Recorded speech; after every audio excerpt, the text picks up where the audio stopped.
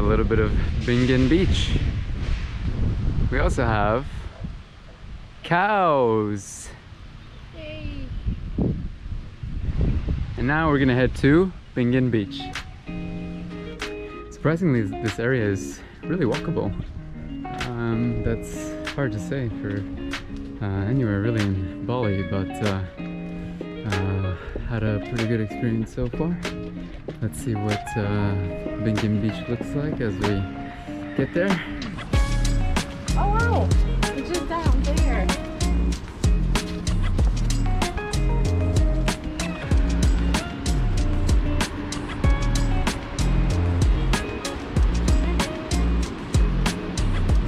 To be honest, I don't think there's a beach. Let's find out.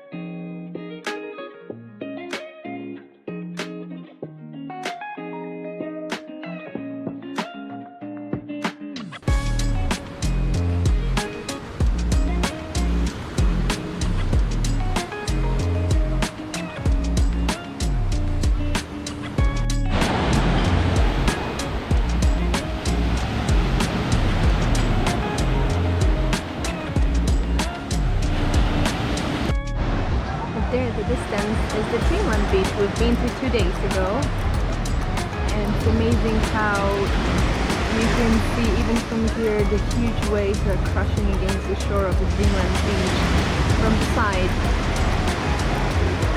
and the cliff we walked through, and if you're lucky you can actually see the planes landing at the Denpasar airport.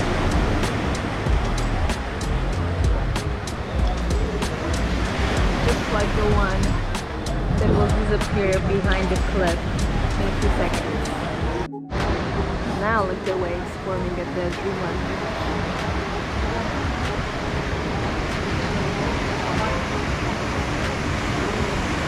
What 2 days ago we could see from the front, and now we can see it from the side. So just like on every other beach, the afternoon brings the water going back and exposing rocks. Just the funny effect in here is that the rocks are green, and over there where it's still quite shallow, it just looks like these guys are walking on water.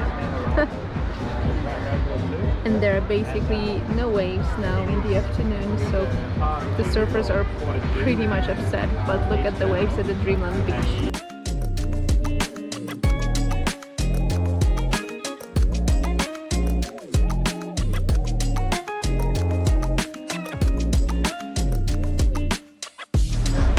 From all the beaches that we visited so far, this is probably the calmest in the afternoon and the nicest to have an afternoon swim or a bath in the ocean.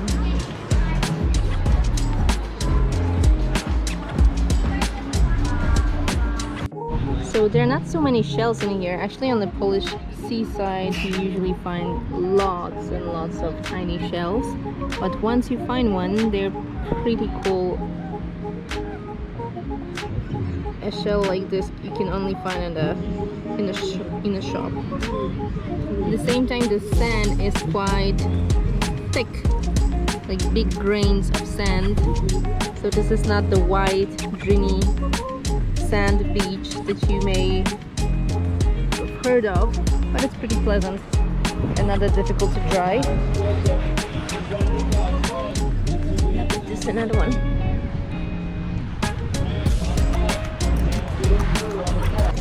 Look at this, we're only 10 meters away from the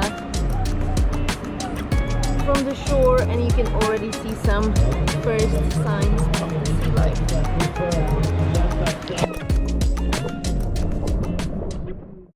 So just like on the other beaches, the rock bottom finally showed entirely. You can see how far away the rocky sea bottom is, and this is actually where the waves were breaking previously.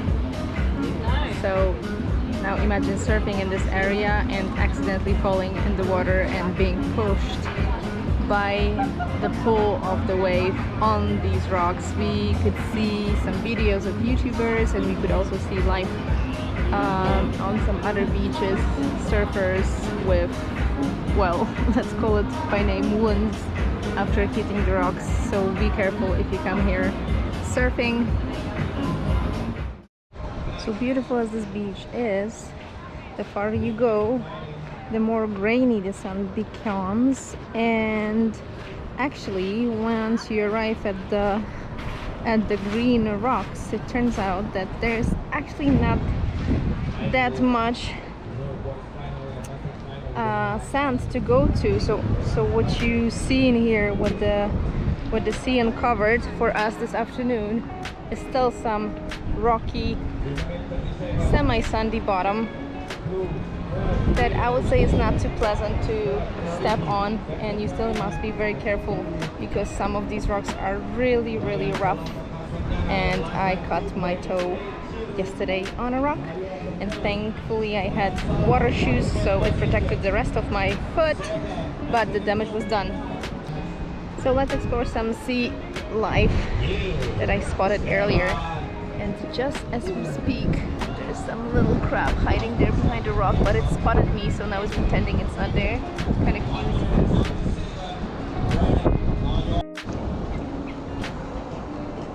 Can you see this tiny crab? It's like the size of my fingernail.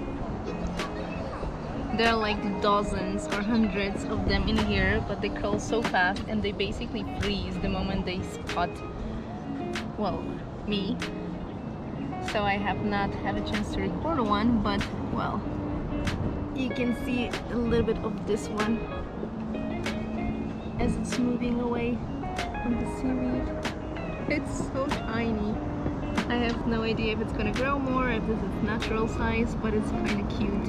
And just behind it, you can see a starfish, or what I call the starfish, basically this being with like a round center and 5 legs that helps it move, that we could see in here.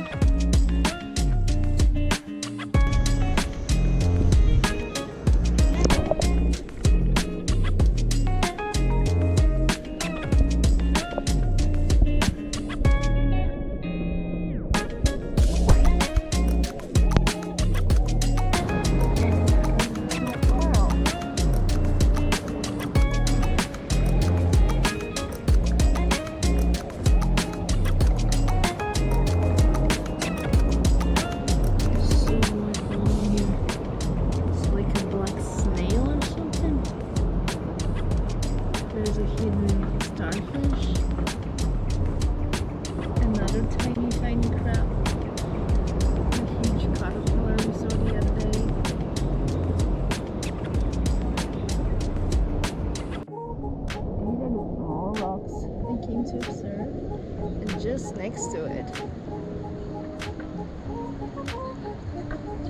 a giant rock that's as rough and edgy and all the rocks. So this is basically what I found on the other side of the huge rock.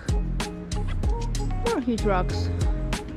That's absolutely impressive. They're very, very massive, maybe 5 meters tall. But behind it, I think there is like a very narrow piece of beach. just like Uli mentioned, a lot of abandoned development in this area. I'm wondering what happened.